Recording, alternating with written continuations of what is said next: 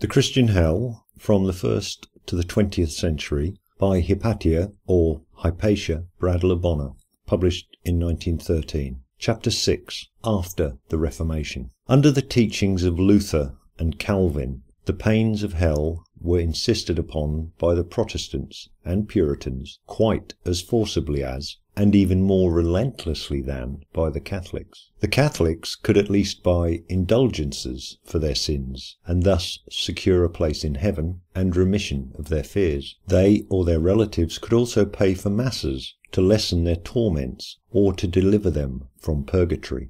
In fact, the fear of hell was made into a veritable gold mine for the Catholic priesthood of the early and Middle Ages. Early in the 9th century, Charlemagne complained of the manner in which the bishops and abbots extorted property from people by the inducements of heavenly bliss and threats of eternal torment. The Franciscans and Dominicans acquired great riches and power by the traffic in indulgences. The Reformers were inexorable, and in this matter at least incorruptible. The human will is like a beast of burden, wrote Martin Luther in a well-known passage. If God mounts it, it wishes and goes as God wills. If Satan mounts it, it wishes and goes as Satan wills. Nor can it choose the rider it would prefer or betake itself to him. But it is the riders who contend for its possession. The Augsburg Confession of 1530, drawn up by Melanchthon with the concurrence of Luther, explicitly requires a belief in the resurrection, in the universal judgment, in paradise, in hell, and in the eternity of punishment. Calvin taught that heaven is attainable only to those whom it has pleased God arbitrarily to predestine to that end. All others are irrevocably damned.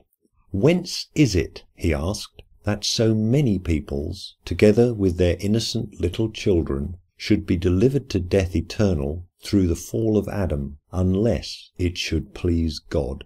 The Lutherans held that Christ's atonement brought pardon for those who had faith, but that was much too humane a doctrine for the Calvinists. They taught that since God foresaw man's fall and damnation, only those actually predestined to be saved would be saved. Both asserted that at the coming of Christ the dead should be raised bodily, and after judgment the chosen should rise to eternal bliss, while the wicked sink to everlasting fire, where, forever harassed with a dreadful tempest, they shall feel themselves torn asunder by an angry God, and transfixed and penetrated by mortal stings, terrified by the thunderbolts of God, and broken by the weight of his hand, so that to sink into any gulf would be more tolerable than to stand a moment in those terrors. Towards the close of the 16th century, Jacobus Arminius, differing somewhat from Calvin as to predestination and free will, nevertheless taught that God foredooms to damnation all who persist in their unbelief and withstand divine grace. The Elizabethan dramatists might or might not believe in eternal punishment themselves, but they knew that their public did, and consequently we find them using hell's terrors to point a moral, if they do not exactly adorn a tale. John Ford makes Friar Bonaventura describe hell as a black and hollow vault where day is never seen, there shines no sun, but flaming horror of consuming fires, a lightless sulphur choked with smoky fogs of an infected darkness. In this place dwell many thousand sundry sorts of never-dying deaths. Their damned souls roar without pity. There are gluttons fed with toads and adders. There is burning oil poured down the drunkard's throat. The usurer is forced to sup whole draughts of molten gold.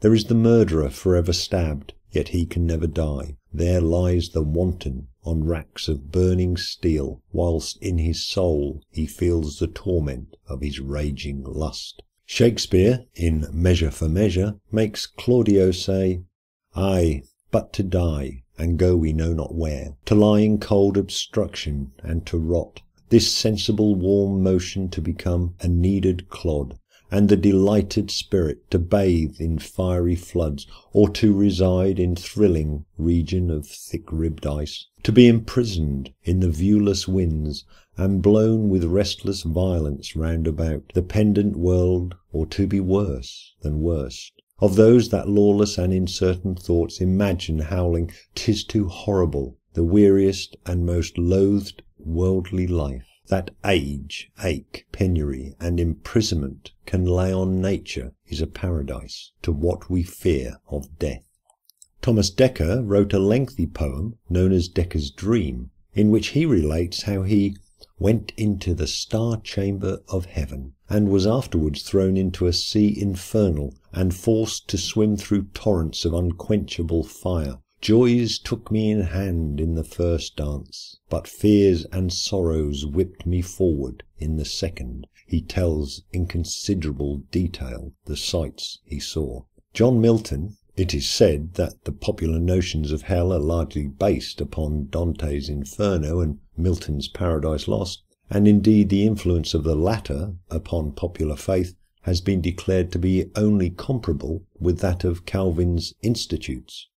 Whether this be so or not, most readers of English are familiar with the description in the first book of Milton's great work.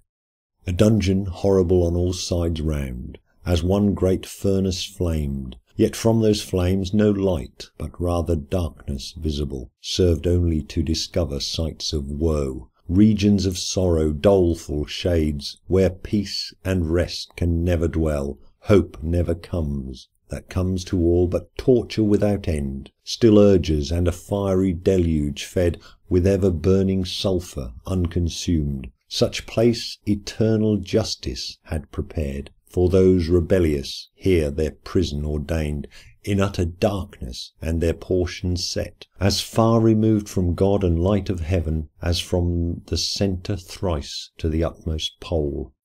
John Pearson, Bishop of Chester, published an exposition of the Creed, in which he said, "I do fully and freely assert unto this as unto a most necessary and infallible truth, that the unjust, after their resurrection and condemnation, shall be tormented for their sins in hell, and shall be so continued in torments for ever, so as neither the justice of God shall ever cease to inflict them, nor the persons of the wicked cease to subsist and suffer them."